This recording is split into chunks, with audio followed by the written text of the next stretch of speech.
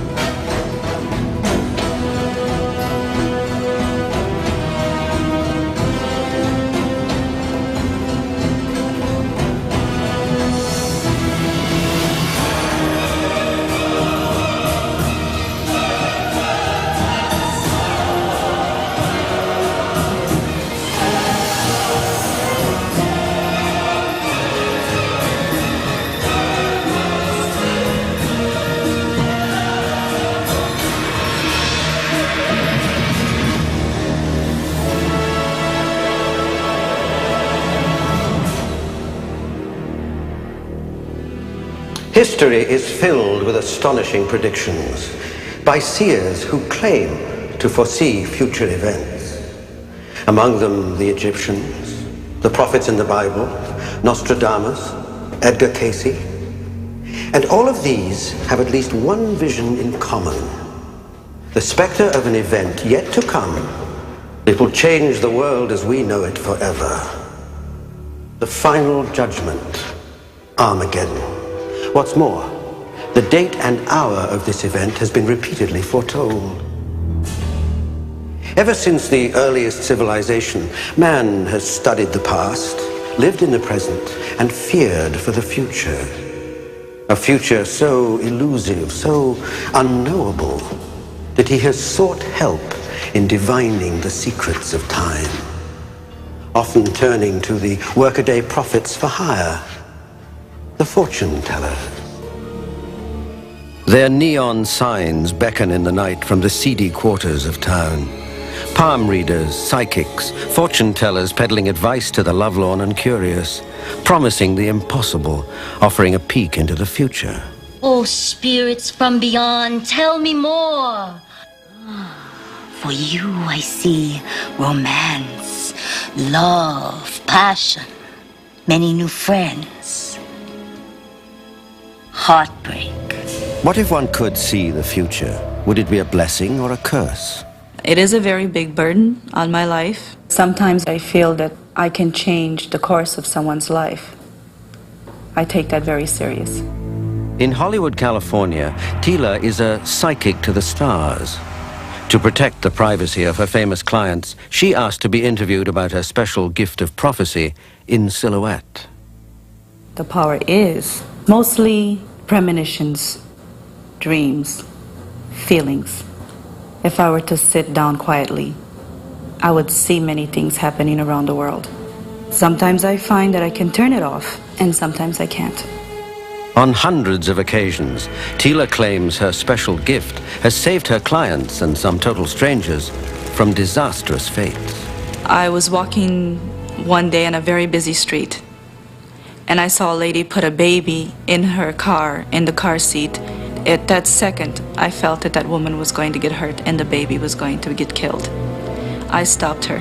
I told her I'm a psychic, and please don't drive home. She didn't take my word for it. She just went on her way. And as soon as she pulled out, a car came and hit her directly in the back of her car. It wasn't very serious. She didn't get hurt. She looked at me, I looked at her, and I just walked away. Recently, I had a premonition about some kind of a ride in an amusement park, and that something was going to go wrong, and that a lot of children was going to get hurt. Soon thereafter, at a Los Angeles children's park, a freak derailing of a train ride nearly killed dozens of children. It was very frightening. And at that time, I didn't know if there was more that I could have done. But Tila's visions often portend disasters over a much larger scale. I was sitting down very quietly one day. When I closed my eyes, I saw a large building exploding. And I felt that it's going to be in New York City. The only thing I could think of, who can I save or what can I do? I located a client of mine, and I told her to stay away from large buildings within the next few days, because based on my experience, my premonitions only went 3 days.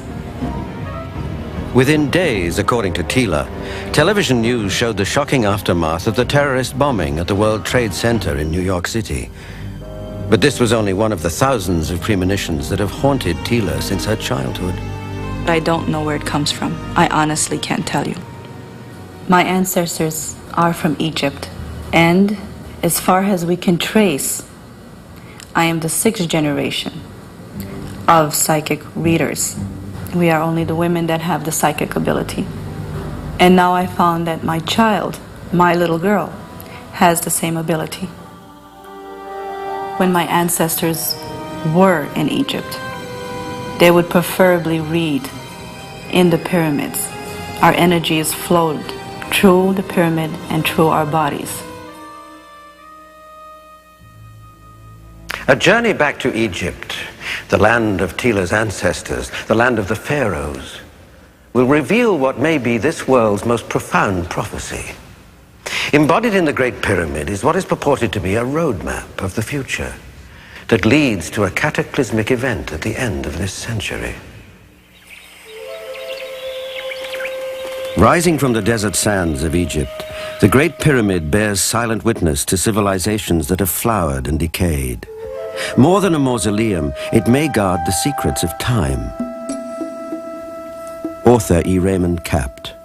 It's not a pagan temple or a tomb of a pharaoh whose body never has been found. The pyramid definitely has a message for mankind.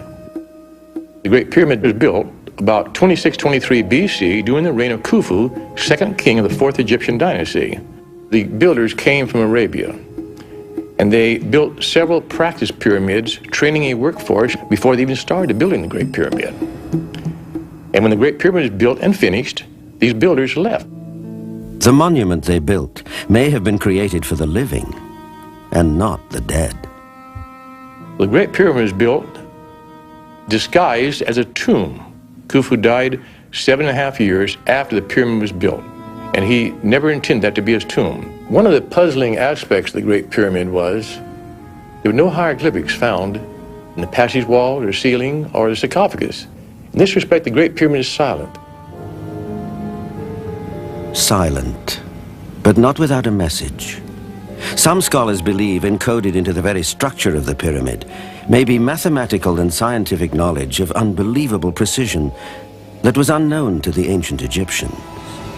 We find in the pyramid scientific features we never dreamed men had any knowledge whatsoever of in that earlier time, 2623 BC. One of the amazing features of the Great Pyramid is built on a pi ratio. We know the Egyptians didn't have that information, and yet it's there.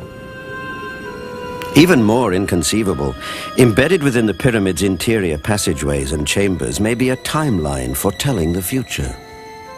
Author Richard Noon.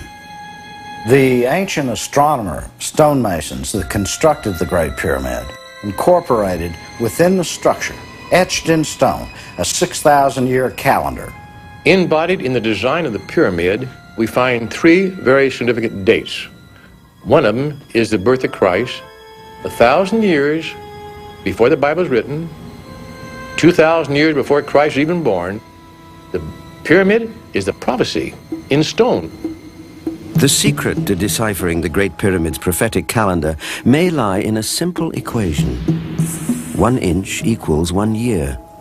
If you start from the outside the pyramid, 2623 BC, when it was built, and start measuring forward in the passage system, allowing each inch to represent 1 year, you come to 1453 BC, when the first ascending passage starts going up. That's the date that the law was given on Mount Sinai to Moses.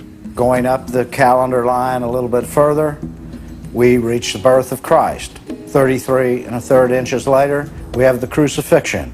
And then the whole passageway changes into a glorious architectural feat called the Grand Gallery. Then we move up, and according to the ancient Egyptian Book of the Dead, we enter 2 periods of tribulation. Those dates were World War I, World War II, right on the money. Ominously, the passage rapidly leads to a room called the King's Chamber and a dead end. Some investigators fear this termination may portend the end of time. The calendar in stone in the Great Pyramid ends on the year 55-2000.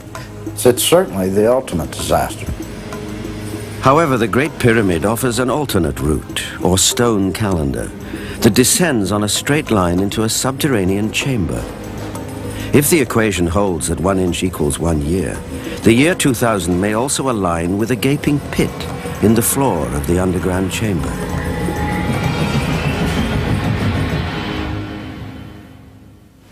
The prophecy of the Great Pyramid allegedly warns that the coming millennium may usher in the end time. This same prophecy reappears in the writings of 2 men who lived in Europe during the Middle Ages. One was known as the king among prophets, and the other became a saint. Over 800 years ago in Ireland lived a bishop, a healer, a seer through time, a prophet who claimed to predict the day and hour his life would end. His name was St. Malachi. His legacy? One remarkable prophecy reaching almost 1,000 years into the future. It came to him in a vision while on a pilgrimage to the holy city of the Vatican. Author John Hogue interprets Malachi's prophecy. Upon seeing the holy city, he fell into an ecstatic trance and in short 3-word phrases predicted all the popes that would rule unto doomsday. Malachi's prophecy, a coded list foretelling the next 112 popes, remained lost for ages inside Vatican archives. Author Dolores Cannon offers a theory. It was many centuries later before the prophecies came to light and were brought to the public. And as they have examined them, they have all come true up to the present time. According to some researchers, Malachi's prophecies contain an ominous warning that may come to pass in our time. This Irish saint tells us that we only have 2 more popes after John Paul II. 2 more popes and Malachi's list reportedly ends. About the final pope and the end of the Holy Roman Church, Malachi writes, "The city of 7 hills shall be utterly destroyed, and the awful judge will judge the people."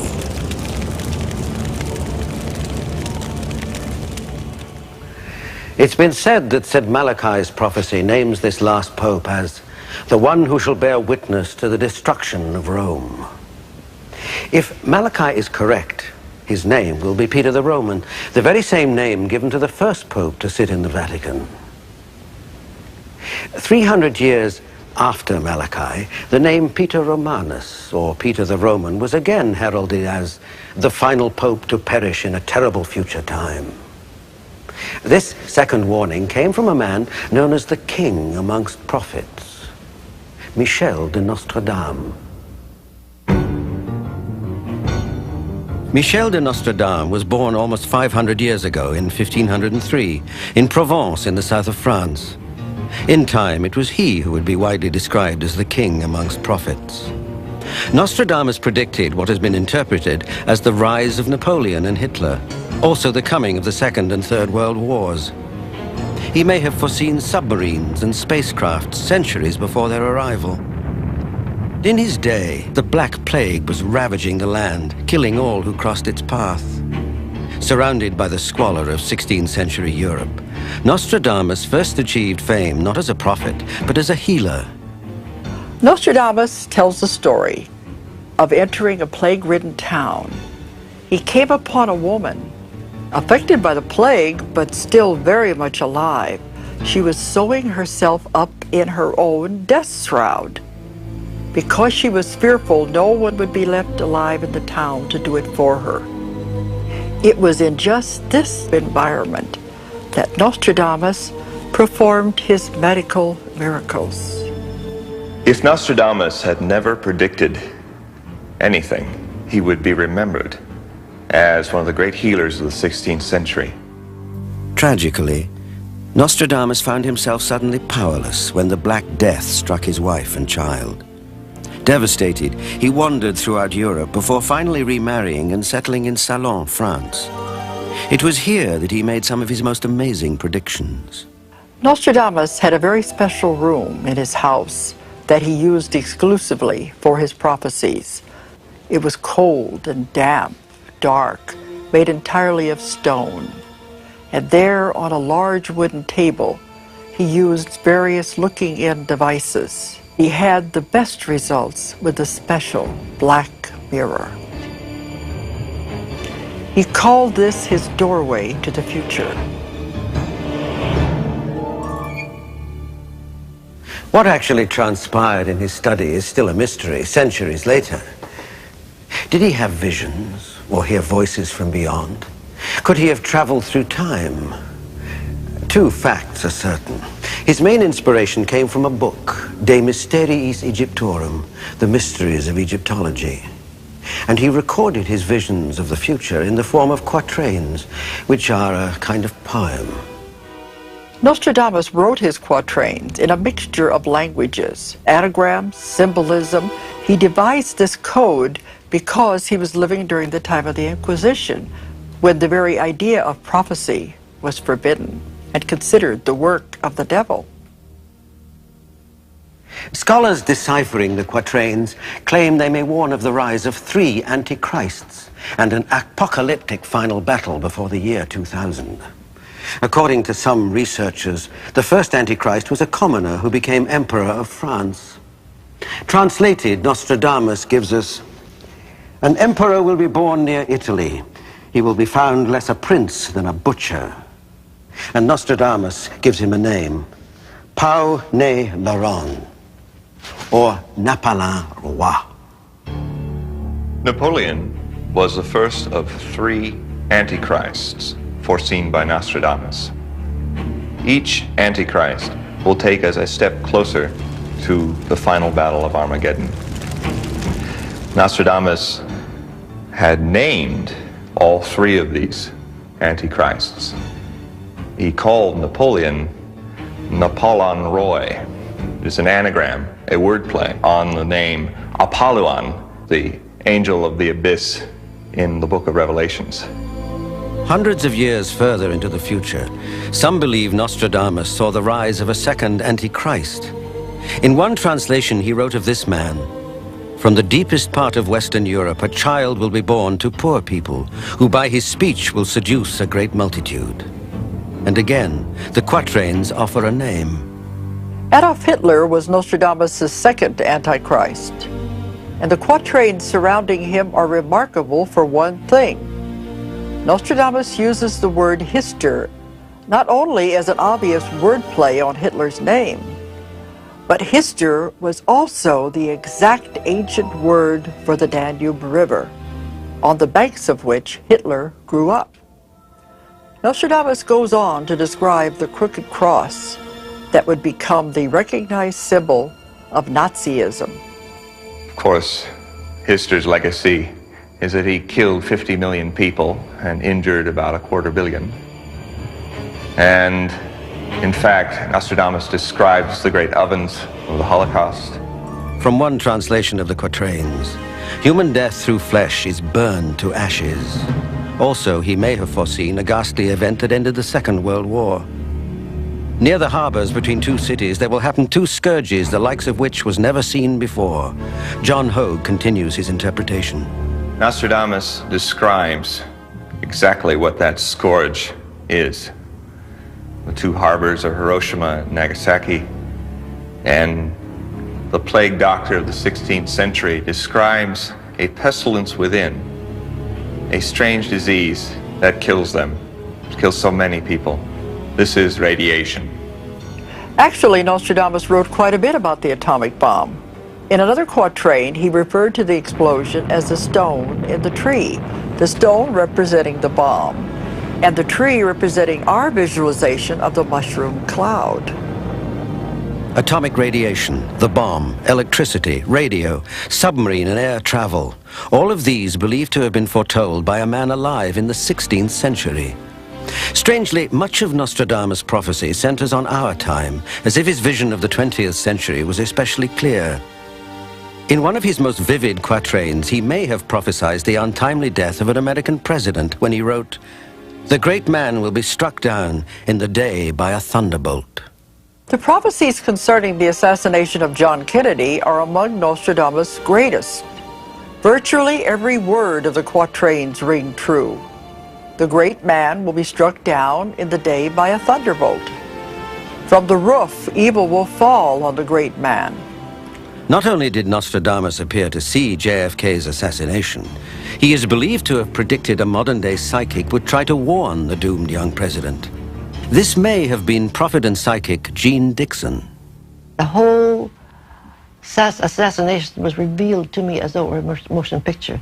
Just 10 days before he was leaving for Texas, I said, "I'm Jeanne Dixon. Go to the White House and warn the president that he must not go to Texas. If he does, he will be assassinated." And then I gave her the name of the assassin, Oswald. A reading of Nostradamus could also have reassured President Kennedy with his wish to see an American on the moon. He will come to take himself to the corner of Luna. He will be placed on alien land. Some believe Nostradamus perceived that not all such exploration would be successful. 9 will be set apart from the human flock. Their fate will be sealed at the moment of their departure. Dolores Cannon feels this refers to the Challenger disaster. Nostradamus actually predicted the Challenger disaster, but he went even further. He predicted that this would be the turning point in NASA's career. Nostradamus also prophesied what until recently would have been unthinkable, a prediction that has been interpreted as an alliance between the United States and the former Soviet Union. He wrote, "The Great Wall in the East will fall. One day the great powers will become friends." Still, the peace that such an alliance implies may neither be long enough nor strong enough to ensure a peaceful world. No stranger to plagues, Nostradamus foresaw one, unlike any other, that would strike down much of the world in the last half of the last decade of the 20th century. In fact, Nostradamus says that not only will 2/3 of the world be destroyed through this plague, he also says it will decimate the clergy of Mother Church. But Nostradamus' unsettling visions for the 1990s only begin with a plague. He tells us that we will also witness the coming of the third Antichrist. The third and final Antichrist is called by an enigmatic name, Mabus, M-A-B-U-S. The information we have about the third Antichrist is that he was born on February the 4th, 1962, in Israel, in Jerusalem, but he is not a Jew, and he has been raised by an uncle who has put together a group of rich backers. These are the people who will finance his career in the taking over the world and the coming of the Third World War. But he will not make his appearance known until about 1995. According to some interpretations, with his appearance will come great danger. We will be plunged into a war of unspeakable horrors with atomic explosions, chemical warfare, biological warfare, laser warfare, weapons that we don't even think that could possibly exist. And this would climax to the point where the world would be starving to death, to the point that some countries would even turn to cannibalism. But those who believe in these predictions say that even if we are able to either escape or defeat the third Antichrist, we can do neither with nature.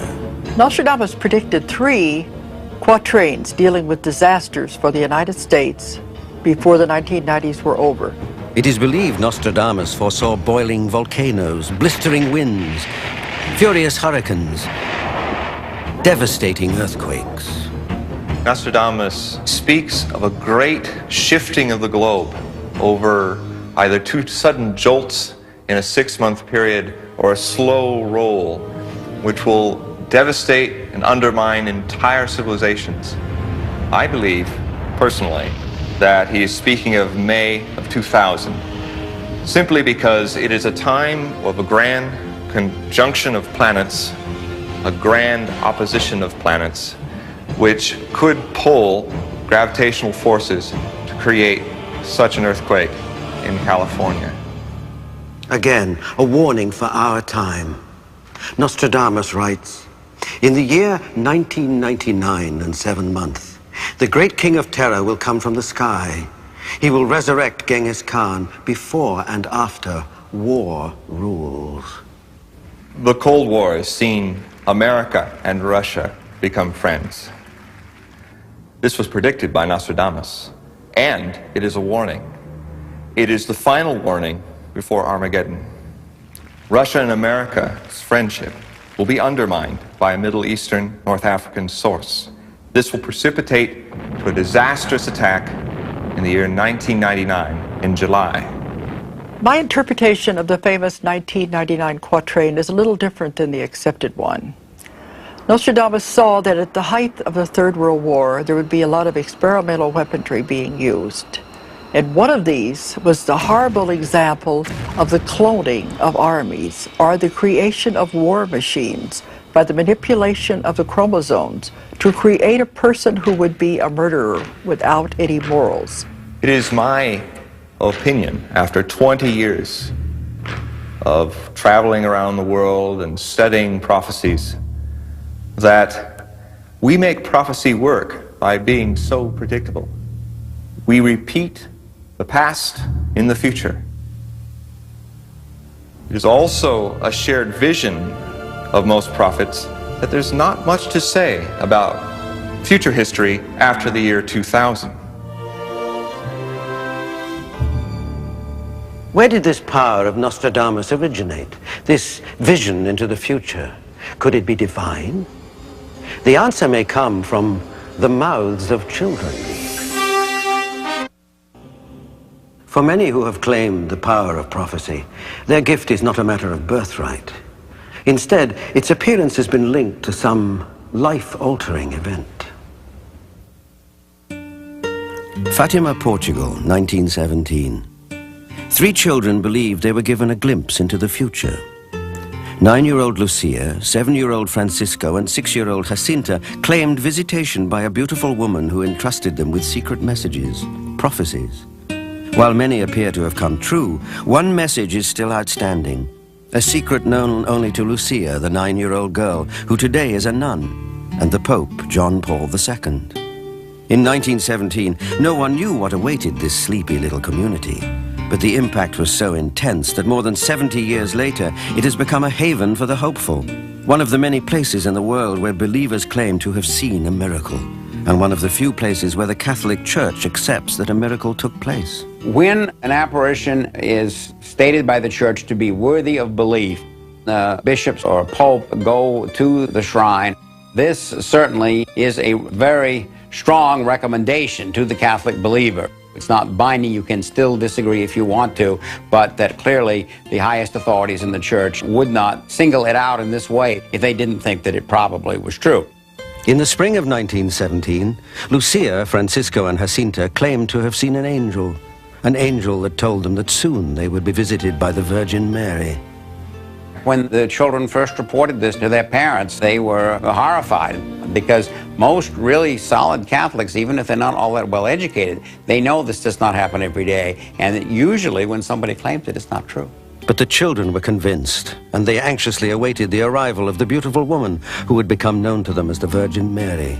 Then on May the 13th, 1917, the angel's prophecy was reportedly fulfilled. The first appearance was where she had to identify herself to them, and as is often reported in apparitions of the Blessed Virgin, she was radiant, showing that it was a supernatural being. According to the children, the Virgin Mary appeared numerous times with messages of prophecy. As years passed, many of these predictions apparently came true. The children described what may be the rise of communism, with the genocide of millions and the enslavement of nations. They also described what could have been the fall of communism in Russia. Back in 1917, these dire predictions were greeted with suspicion. It wasn't until the children predicted a miracle that even the most skeptical of minds were made true believers. On October the 13th, 1917, tens of thousands of people anxiously awaited the appointed day and hour.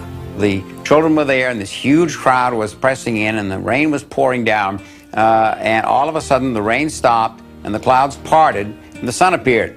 And then the crowd saw the sun begin to move and to dance in the sky, as it was described, and to fall down almost to the horizon.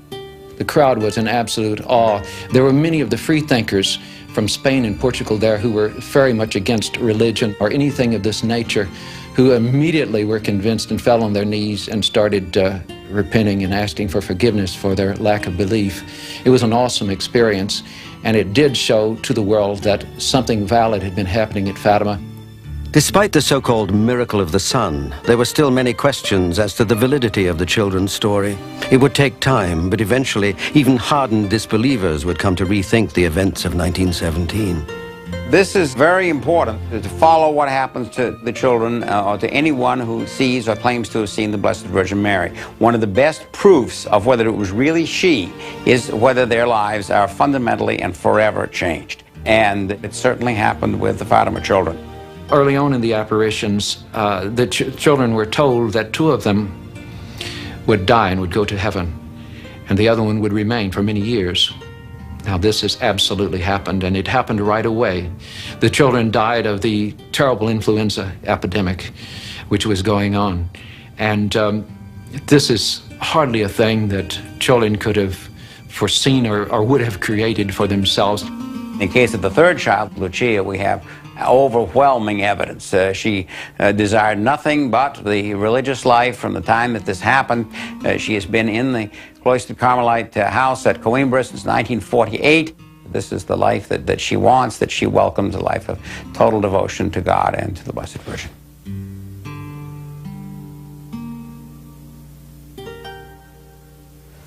"45 years later, Lucia still lives in a convent. With her remains the last message, or perhaps a final prophecy from Fatima. Whichever it is, Lucia has only shared it with one other person, Pope John Paul II. Some speculate that their shroud of silence covers some future catastrophe, but it's a secret that apparently will never be known. But perhaps the essence of that secret can be found elsewhere. Garabandal, Spain, another sleepy little town, another place to play host to reported supernatural events. The year was 1961, and the phenomena that happened here were eventually well recorded. But in the beginning, there was nothing but the words of worried children. 4 little girls, Conchita, Mary Louise, Jacinta, and Mary Cruz, were enjoying a day like any other. They had been stealing apples when a loud noise marked the beginning of a string of events that would reportedly last several years. It was pretty foggy. It looked like the fog became very bright, like white light. And I remember to hear a noise like a thunder. It was a big bump. They became very frightened. There wasn't a cloud in the sky. And the oldest girl, Conchita, suddenly falls on her knees. Her head goes back. She's looking up toward the sky. Her complexion changes, and the other 3 girls, believing that she has become ill, get ready to run to call her mother. but they don't get very far because the exact same thing happens to them. And when they are normal again, they head in the direction of the village, and the people, seeing them approach, say, "What is it? What's happened? Why do you have such white faces, such strange looks?" And all together in one voice they say, "The angel, the angel, we have seen the angel." In Garabandal, as in Fatima, the children were accused of having overactive imaginations. But many were still curious, and when the news spread, people swarmed to the village to await some sign, a sign that would give credibility to the angel's prediction that the Virgin Mary would soon appear to the girls. It didn't take long. Soon, everyone found themselves witness to the 4 girls falling into a state of mind that was known as ecstasy. And this is some of the actual footage that was recorded at the time. When the girls fell in ecstasy, it was always with a crash. Sometimes you could actually see their hair bouncing. The force of the crash was so tremendous. And if they happened to crash on rocks, the people would be in awe, frightened that their bones were broken, but they were never hurt. When they got through with the ecstasy, they just stand up, brush the dirt off their knees. People were shocked and mystified. Garabandal became famous. The crowds grew as the amazing phenomena continued. Many of these were captured on film. This is Mary Loli supposedly levitating. More remarkable than levitation are the reports that while one young child was in this state of ecstasy, 4 men could not move her. Eyewitnesses were convinced that something of great spiritual significance was happening to the children. There were many phenomena that took place that remain unexplained to this very day. The girls running backwards.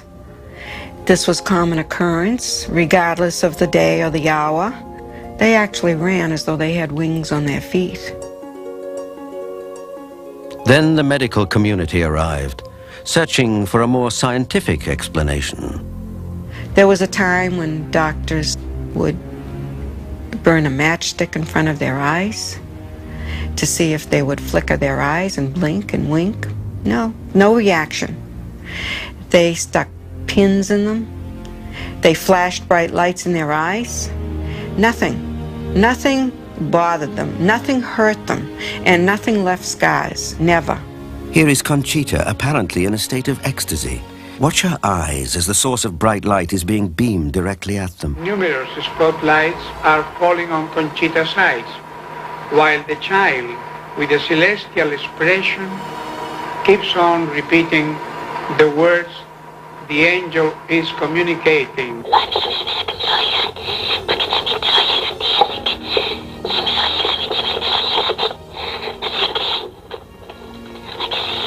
Over a period of 4 years, the girls experienced thousands of ecstasies, and during that time they predicted many things for many people. However, there were 2 nights when the girls predicted future events that would affect everyone. That night became known as the Night of Screams. The people began to follow them as usual. They said, "No, don't follow us. You can't come." And when the girls got to the spot, they knew Our Lady was waiting for them, and they fell into ecstasy. They began screaming in the most terrifying way. What they saw has not been described clearly, except at a certain time, not a single motor is going to operate throughout the world. A terrible heat will come. And during this time of heat, people will look for water and they will not be able to find it. And they're going to attempt to kill one another in their desperation. The chastisement is more terrible than we can possibly imagine because it will come directly from the hand of God. The chastisement is conditional, and it depends on whether or not we comply with the message.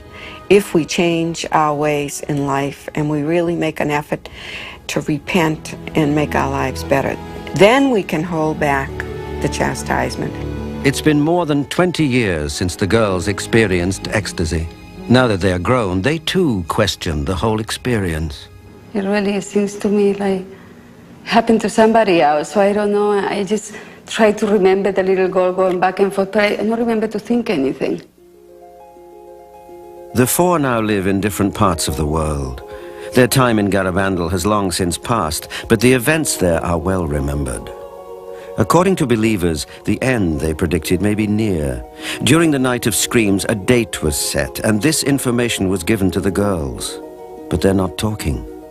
Maybe they're unsure of what happened so long ago, but they have a date in their minds and are forbidden to release that information until exactly 8 days before the final moment.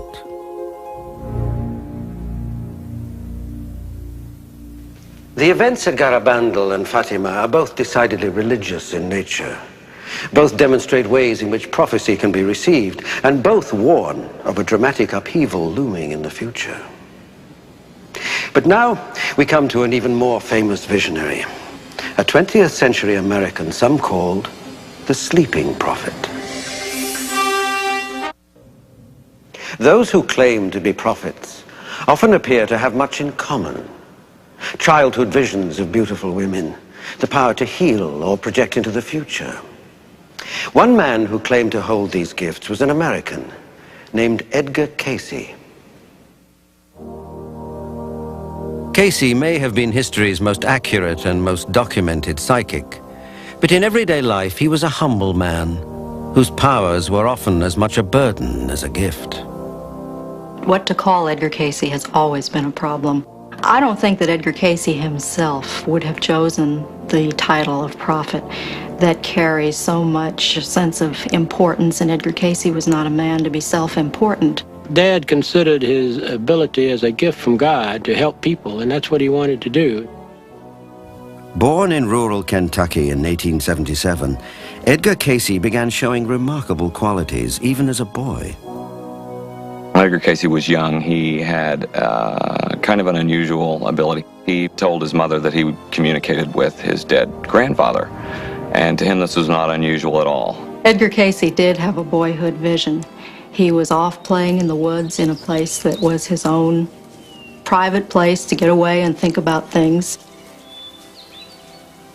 And he heard a voice. Edgar, Edgar. Edgar looked up into the sky and saw a vision of a beautiful woman. Edgar, what is it you'd most like to do with your life? I don't know. Help people? I want to help people. That decision on Edgar Cayce's part as a young boy really set a tone for his life. It was shortly after that he was having a very difficult time with his spelling lessons. He wasn't a very good student, and my grandfather, his father, was calling out his spelling words one time, and he couldn't spell them very well. A-B-L-I-N? Wrong. Try again. Cabin. C-A-B-B-A-N.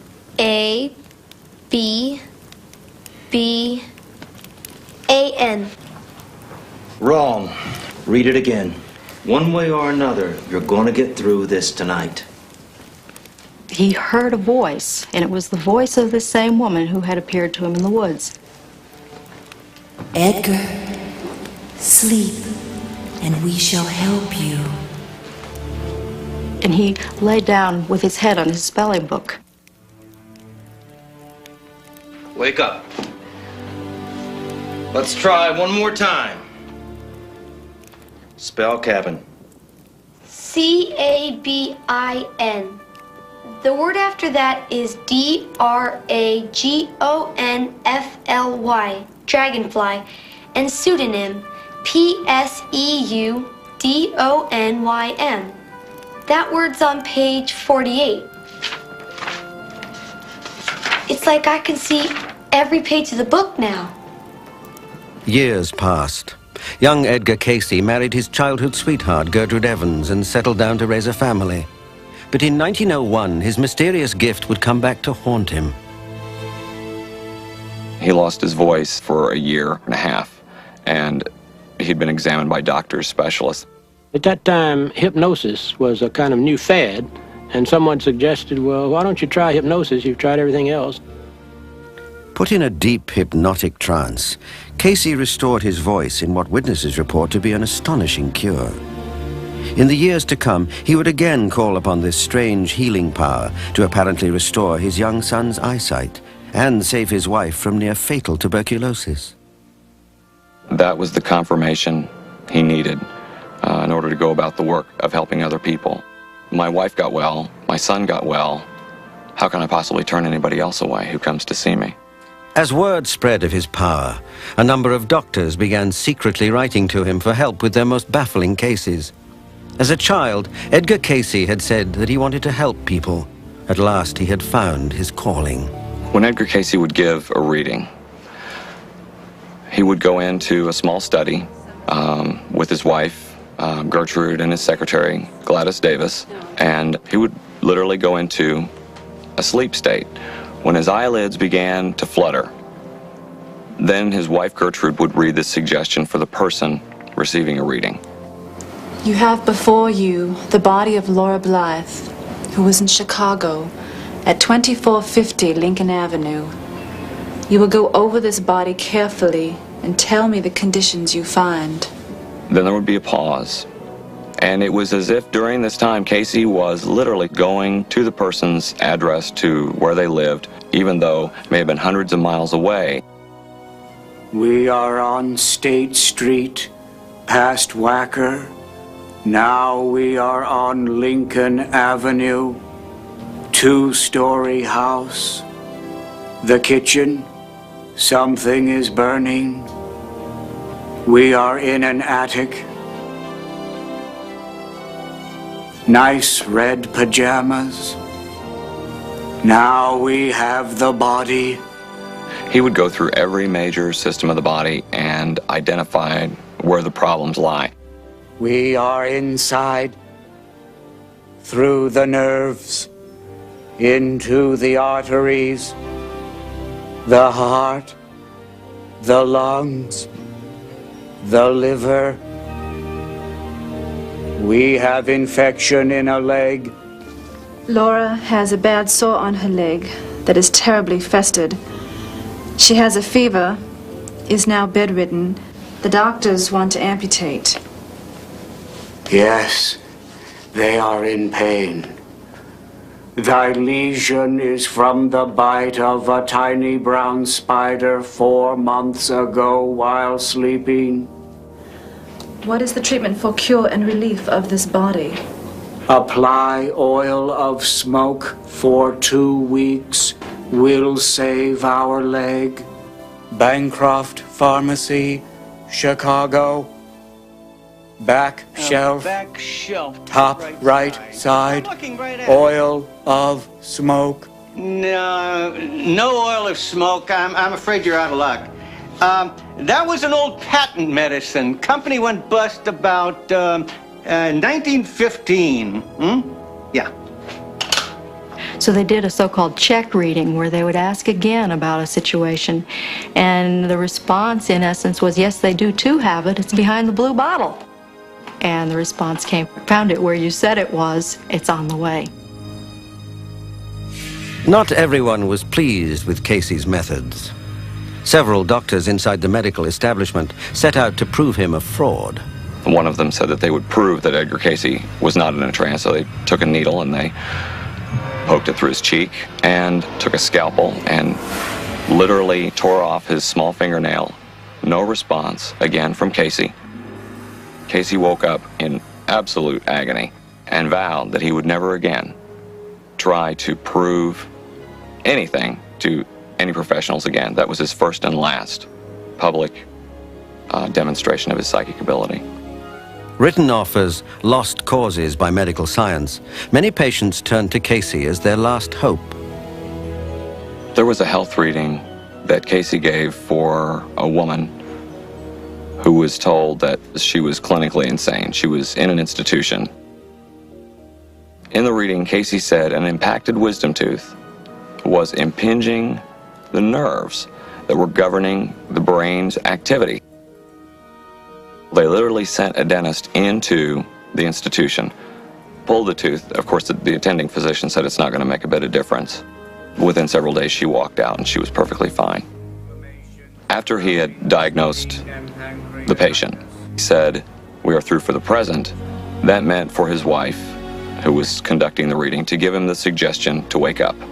We no longer have the body. We are through for the present. Now, perfectly relaxed. Your body healthy. Wake up. Cayce never remembered what had been said during a reading. Did we get it? Maybe, but something's very queer. After inflammation of the spleen, pancreatitis, the reading just broke off midway. The reading had been mysteriously cut short. Days later, they would find out why. In a distant city, Cayce's gravely ill patient had died midway through the reading.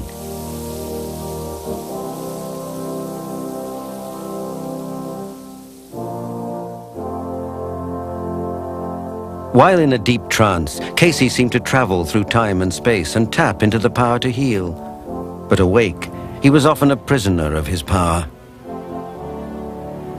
Edgar Cayce was very psychic in the conscious state, and I think it was more of a burden than anything else. He wouldn't play cards. I mean, he would play games, but he tried not to play. He said it was too easy for him to read the hands. First up will be the 3 of clubs, then the ace of spades, the 4 of hearts, the queen of diamonds. You couldn't get away with anything. You couldn't lie to him. He knew what you'd done, and pretty soon I didn't try.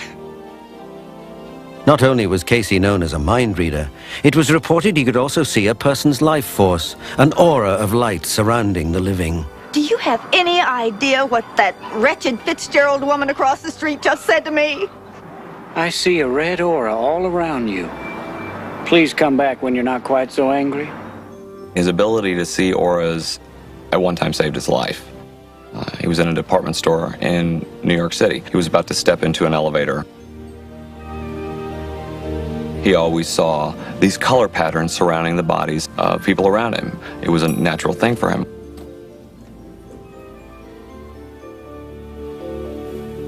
As Cayce recounted this story, he was a man hovering between the world of the living and the dead. Well, when these elevator doors parted, he noticed that there were not the particular color patterns surrounding these people. Going down. He instantly knew he wasn't going to get on the elevator. The cable on the elevator snapped, and all of the people that were in the elevator were subsequently killed. From his deep trance state, Cayce began reporting snapshots of the future. They were a byproduct, side remarks made unconsciously during his medical readings, but they were prophecy nonetheless. Edgar Cayce had become the sleeping prophet. There will be a panic in the money centers. Not only Wall Street, but a closing of the boards in many other centers. Prophecy of the 1929 stock market crash slipped out during a routine reading months before the market collapsed. Cayce made hundreds more prophecies, all documented and filed away. It was believed he predicted the dates that the Second World War would start and finish, as well as the social and racial upheavals that would rip the United States in mid-century. He also foresaw the discovery of laser light and blood tests in medicine, the unearthing of the Dead Sea Scrolls, and the fall of communism in Russia. In Russia comes the hope of the world, not as that sometimes termed of the communistic. No, but freedom. But where did Cayce's information come from? Author Lynn Sparrow has a theory. He was able to tap the so-called universal mind. He was able to tap that level of awareness where all of us are linked together. All that has ever happened on this planet has left an impression. And Edgar Cayce was able to tune into that like a good radio receiver picks up a radio wave. The earth will be broken up in the western portion of America. The greater portion of Japan must go into the sea. Many of the premonitions Cayce supposedly received involved cataclysmic earth changes at the end of this century, including polar shifts that would reverse the Earth's magnetic field.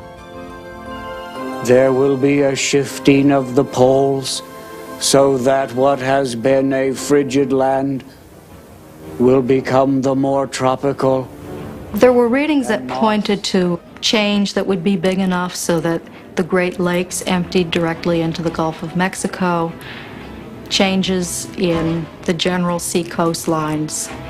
What is the coastline now of many a land will be the bed of the ocean.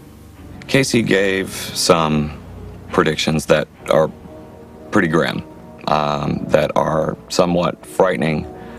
He did talk about the destruction of New York and the western portion of America.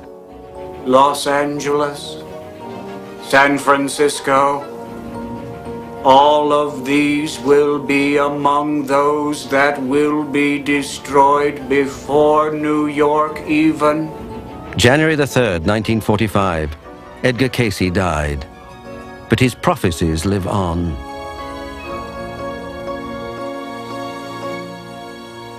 They used to bring the mail in trucks, and the telephone would ring until he had to get an unlisted number. He would get telegrams, and people would just begging him for readings. They would say, my wife's dying, my daughter's dying, nobody can help her. You've got to help me. What can you do, please? You know, it was just a tremendous pressure. I guess people are going to remember him different ways. I remember him, as, of course, as a father and a really remarkable person. And I think he really tried to help people during his lifetime, and I think he succeeded.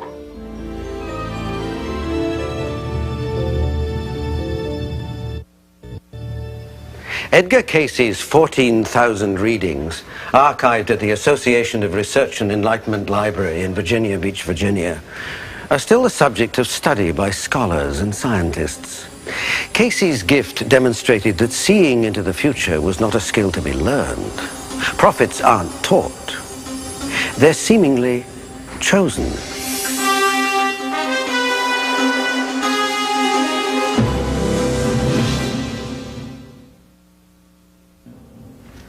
The gift of prophecy appears in all cultures, from ancient Egyptians to Native Americans.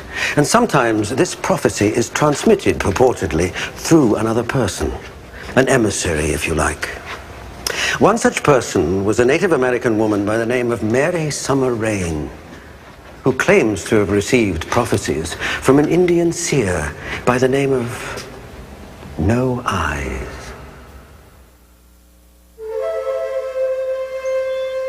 Through a mystical vision, Mary believes she was chosen, not as a prophet, but rather as a messenger of prophetic warnings.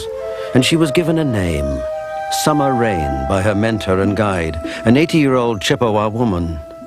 This was the woman known as No Eyes. No Eyes learned to see into the future and to forecast what was going to happen. No Eyes was the greatest visionary of our time. As a young woman, Mary was living with her husband in suburban Michigan when she had a prophetic dream that signaled her future. I had a dream that No Eyes appeared at the end of my bed, and she had a message for me. You not who you think you are. You Summer Rain. Soon you move west. When I woke up, I didn't know if it was really a dream or if she had really said that. I talked it over with my husband, Bill. We had no idea what Summer Rain meant, but we did have plans to move west. In 1977, we did move to Colorado. While in Colorado, Mary pursued her lifelong ambition of becoming a novelist. But after hundreds of letters of rejection, she began to give up hope. When I got my last rejection back, I was very depressed. So I took our pickup and started driving out into the woods. I didn't know where I was going. And when I found a spot that I really liked, I stopped and got out.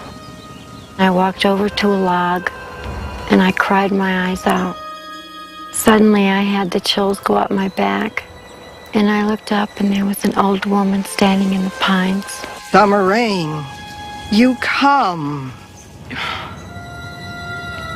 My God, it's you. You can imagine how spooky that was for me. She led me up to her cabin. And from then on, she became my mentor and friend for 2 years. Some are going to hear about signs and sounds. She taught me all the old ways. She taught me true spirituality. Eventually, it got into more complicated lessons of how to do visions, how to see into the future. Noise had many ways of receiving visions. She would toss 7 natural ingredients one by one into a fire. When she was done, images would appear in the rising smoke. No Eyes saw the future in the form of a great phoenix, a bird that would rise from Mother Earth amidst terrible devastation. When great phoenix come out of Earth Mother, her skin gonna tear bad. You mean earthquakes? Great storms come. They cover all towns. Summer and winter all mix up. Floods, earthquakes, Mother Earth rising in revolt. But the great phoenix also warned No Eyes of upheaval caused by man. He gonna hear bodies hit the ground and hear people's moan in great sickness. Why? Countries gonna be angry with each other.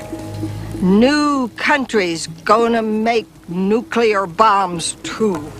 No Eyes, what is the phoenix doing now? He cry in great wail for people's future.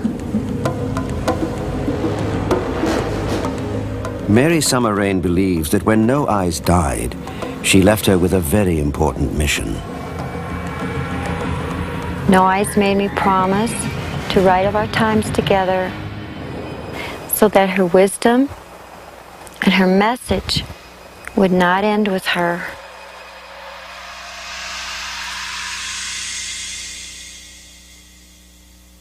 Mary Summer Rain, through the teachings of No Eyes, foretells of a series of cataclysmic natural disasters to befall the earth. Others share the same visions. Among them a man from the northeast corner of America by the name of Gordon Michael Scallion. Scallion claims that he sees a time when all life may perish. In 98 to 2001, the earth becomes very quiet. The animals are quiet.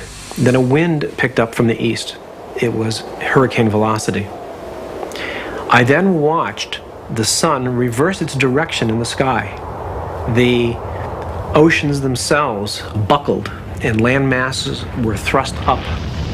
Can't even begin to tell you how many sleepless nights I've had and nights where I've just emotionally just totally lost it. Scallion claims to live with a nightmare. Visions of cataclysmic earth changes that could wreak disaster by the year 2000. Gordon Michael Scallion didn't ask to become a prophet. In 1979, the gift of prophecy apparently chose him. Prior to 1979, I had absolutely no belief system in the field of the paranormal. My background was more scientific, more electronic. I was a communications consultant, and I lost my voice one day. Connecting field operations to corporate headquarters and management oversight. Thirdly, wideband ground. Are you all right? It looks like he's choking. It was like someone went in and removed my larynx. And the people I was with that day thought I was having a stroke. That placed me into the hospital for observation to see what was wrong. And that night, while in the hospital, a vision appeared and terrified me. The vision was a vision of a woman who seemed to float into the room and gave me some instructions, told me to write down what she was going to tell me. And I did. And what she told me was the beginning of prophecy as I've come to know them. The next morning, Scallion says his voice mysteriously returned. Good morning, Mr. Scallion. How are we feeling?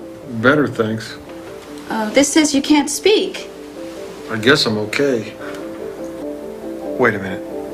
There's something wrong with my eyes. It's like a weird glow or something. Scallion was unaware he had just seen what he now believes to be his first aura. I said, there's still something wrong with me. You better check my eyes now. Okay, Mr. Scallion, put your chin right in there. And they gave me an eye exam there, and they said, there's nothing wrong with your vision. And I began to do some conventional therapies, psychologists, psychiatrists, MDs, and that continued. And as I worked more with these people, more would occur. And I decided that if I stopped working with these people, it would all go away. And it did for about a month. One of the things that happened immediately thereafter is my vision became very distorted. When I looked at things, I no longer saw things in the normal color patterns, but I saw images around people and animals and trees. Word spread of Scallion's strange powers. Not only could he supposedly read auras, but allegedly he could look inside the body and detect disease. Soon, the sick and desperate began showing up at his door. Gordon Michael Scallion? Yes? I'm sorry to disturb you like this, but this is Chris, and I'm his mom. I'm sorry. Please, the doctors don't know what's wrong with him, and I've heard that you're able to see inside. Stop. I can't do it. You don't understand. I'm not a doctor. I can't help.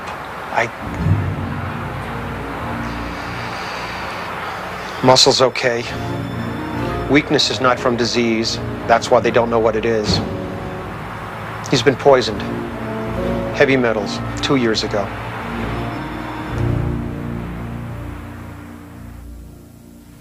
His world of science and logic had vanished, thrusting Gordon Michael Scallion into a foreign land, a land of auras and visions. Visions which took him into deep trances. In these unconscious states, Scallion began talking, sometimes babbling about geological disasters. When he awoke, he remembered nothing, but he was always filled with a sense of impending doom. When his wife, Cynthia Cayce, first witnessed her husband's deep trances, she didn't know what was happening. But by recording his unconscious states, it was soon discovered he was predicting future geological events. When he did go into a deep trance, his body would manifest changes. His body would go into almost a slump, and then he would sit straight up and begin to speak. Richter 7.4, early February 1998, Southern California. A fault running east to west near Riverside.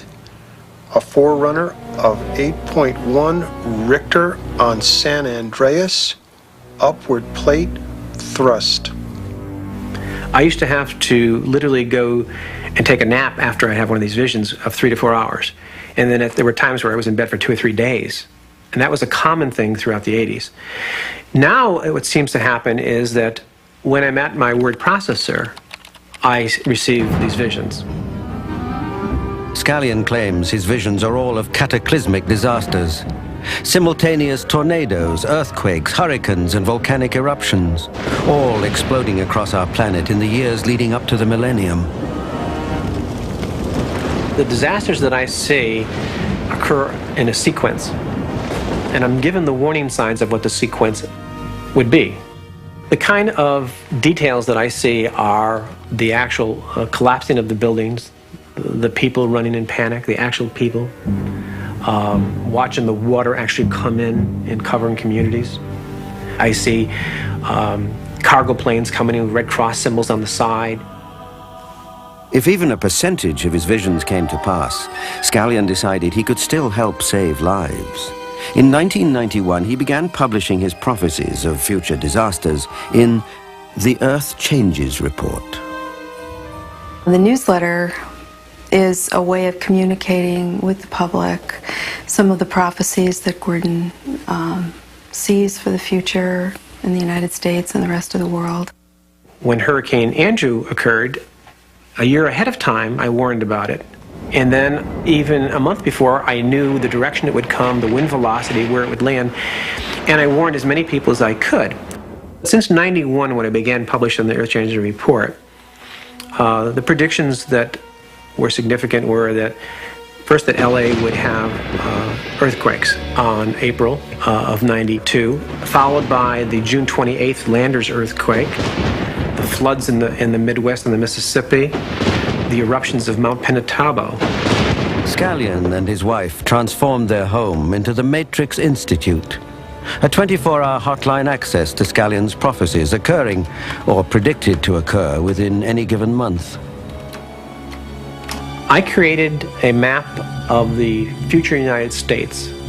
This was a map that was a consolidation of the visions that I was receiving, and it represented what the United States would look like between 1998 and 2001. So the new West Coast will be in the area of Nebraska, down through Boulder and Denver, through this area is the new West Coast. And California has become a series of islands.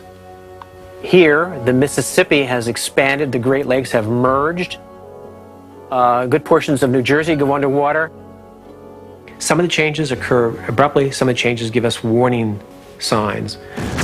The worst places is wherever you are when something like this explodes. What he once considered a burden, Scallion now calls a gift in disguise.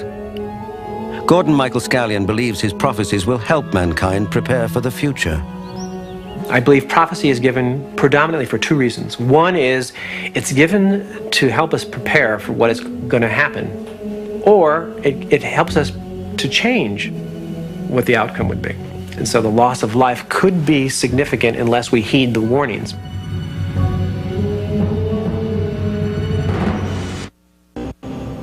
Warning signs abound. A chorus of prophetic voices have predicted worldwide upheaval in the near future. But a few have taken action to ensure their survival. Paradise Valley, Montana, Big Sky country, land of cattle ranches in Yellowstone National Park, and home to 3,000 people prepared for global apocalypse. For the members of Church Universal and Triumphant, Royal Teton Ranch, Montana, is a physical and spiritual home. There they practice their New Age Christian faith and find refuge from the outside world. The church is led by Elizabeth Clare Prophet, teacher, author, and to her followers, divine messenger. Her gift of prophecy foretells a dark future. It's a period of intensification in all of our lives. We see this in disturbances in the elements, the upheavals of tornado, of flood, tremendous storms, the Mississippi, the Missouri, sudden deaths. We see it in the last plagues. We see it in cancer and AIDS, in all kinds of incurable diseases. These are coming upon us.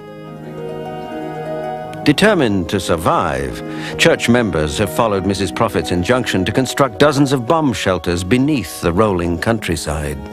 Their main shelter complex is the largest and most complete fallout shelter in this country. They have everything in there that they feel they need to reestablish themselves on the earth after a major apocalypse has destroyed everything. The bunkers range from family size to a massive structure designed to house 600 staff members. Each is stocked with a 7-year supply of food. They are equipped with everything from water wells and septic systems to shortwave radios and children's games.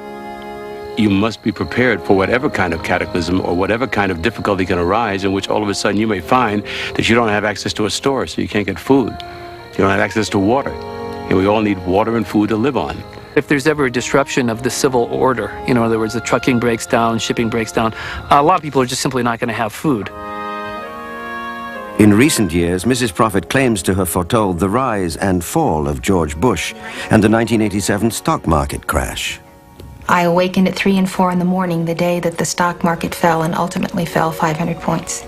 I saw all that ahead of time. Let there be a place where children are yet carefree, and let that place be called the Royal Teton Ranch. I feel very strongly that Elizabeth Clare Prophet is an authentic spiritual leader. The people I've met in Church Universal and Triumphant were either very high-quality people to begin with, or else they have been in some manner transformed by following those teachings and following that path. The church is a highly diverse community with a shared belief in self-reliance. It produces and processes much of its own food. It runs its own school system. And the favored entertainment comes from a musical group comprised entirely of church members, the Paradise Players. The community also believes in self-preservation, and that means preparing for the worst. We take a lot of care to make sure that we have hospitalization insurance, fire insurance, accident, theft, and all these other things. And yet, when we look at the planet as a whole, if you really look around, you'll see that there's war all over the place. People have been schooled to think that if someone ever pushes the button, it's all over. I think that if there is a nuclear war, or if there's a rogue launch or something like that, obviously people are going to get killed. The problem that I see is that many more people will lose their lives than is necessary. And to me, that's a great tragedy. Moses told us, choose life, not death. I cannot choose to allow myself to die when I know how to protect myself and my family from dying. So to me, shelters are the way to do that. But shelters are also in the eventuality of Earth changes. Major changes may be coming upon this planet. And it might be that someday the only place to be safe just from Earth changes is underground. We shouldn't plan on dying. We should accept life and know that we have to pass on our culture to posterity. So I have members on every continent, and they have centers, they have shelters. I have placed the repository of the entire body of our teachings on each of these continents and in many nations on microfiche. 500 years from now or 1,000 years from now, when technology is back on its legs, we will find that these groups of people all over the world have evolved and developed and maintained what we had of a civilization by the end of the 20th century.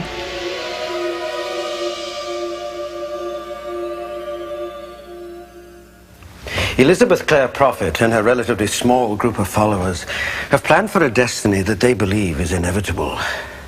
But centuries ago, a book was written that is said to foretell of a similar fate.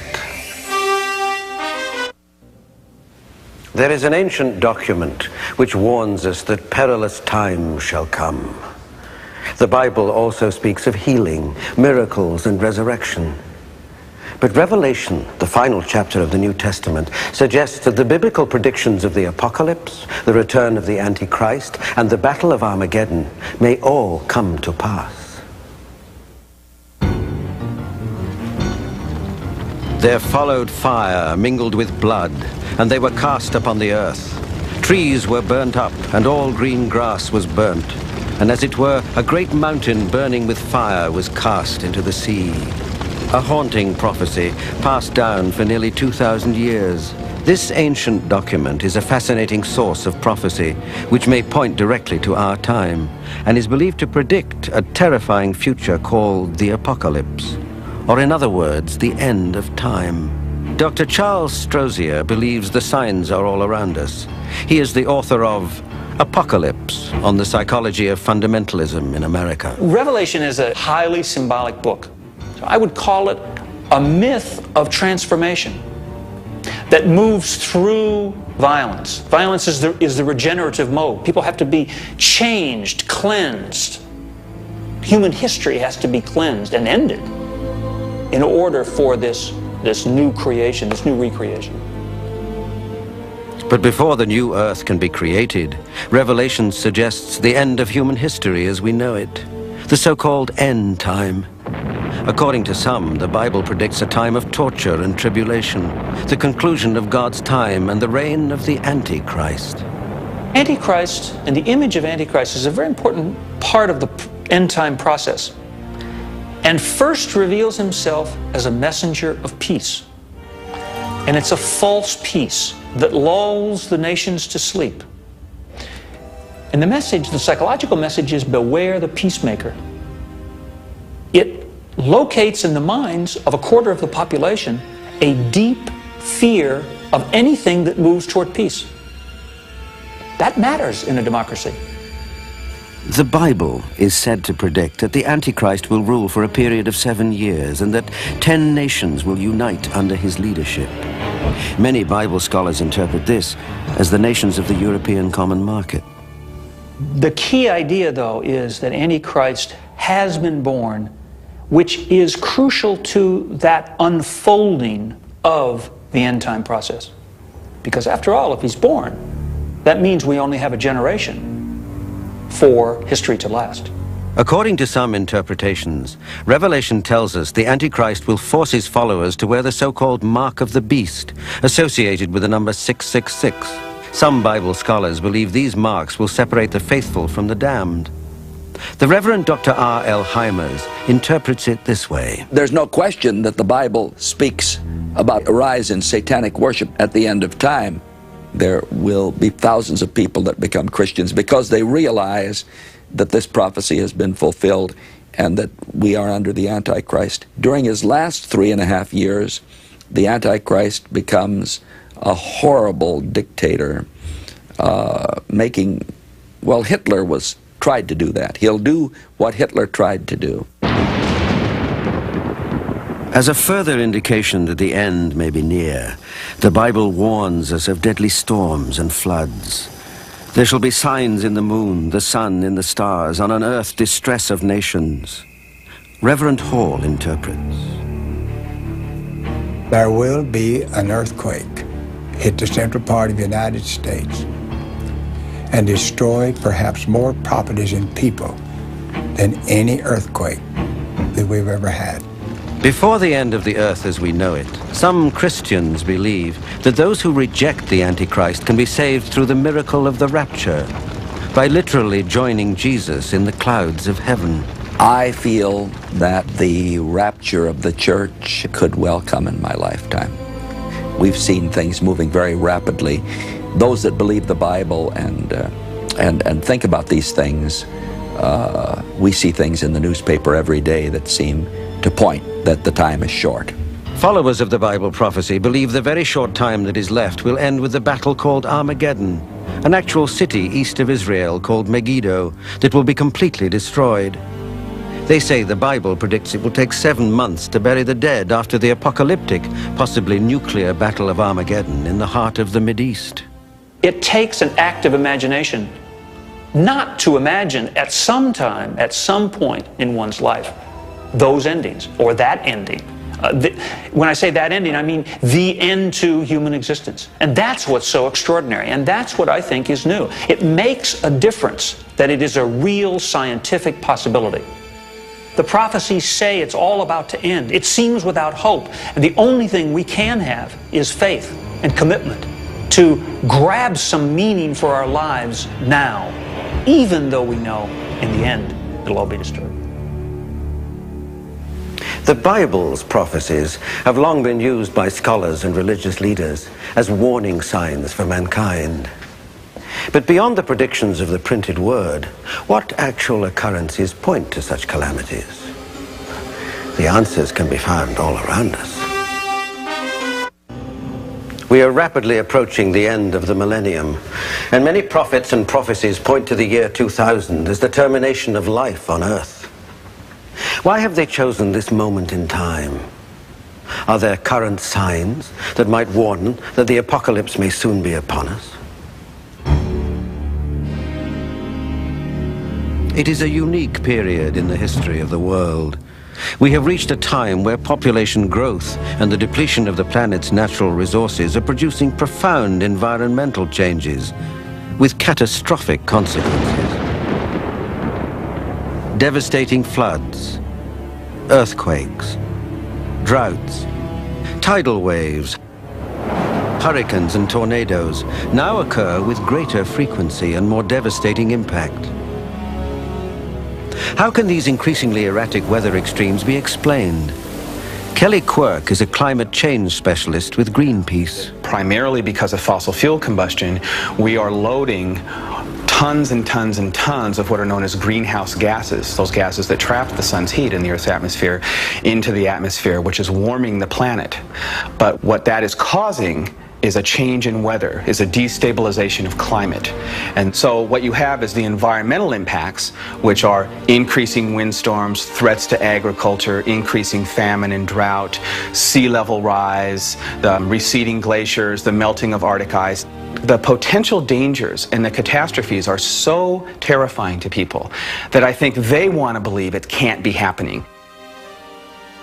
Nostradamus, Edgar Cayce, and Gordon Michael Scallion all have been interpreted as foreseeing extreme weather as a part of the end of the world. But environmental changes not only affect the weather, they greatly impact health. The effect of the depletion of the ozone layer can be chillingly witnessed in Australia.